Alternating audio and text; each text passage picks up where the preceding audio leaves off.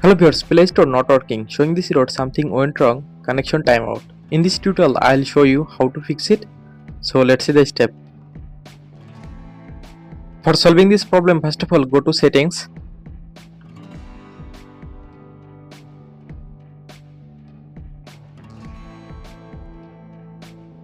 Scroll down and go to apps or apps management.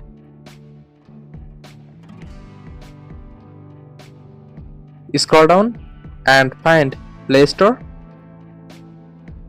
Now go to Play Store. Scroll down and go to storage.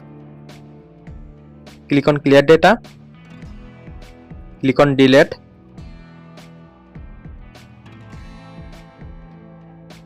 Now swipe down notification bar and make sure your internet connection is stable.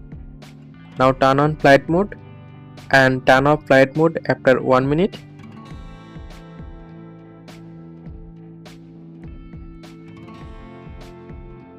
Now restart your phone.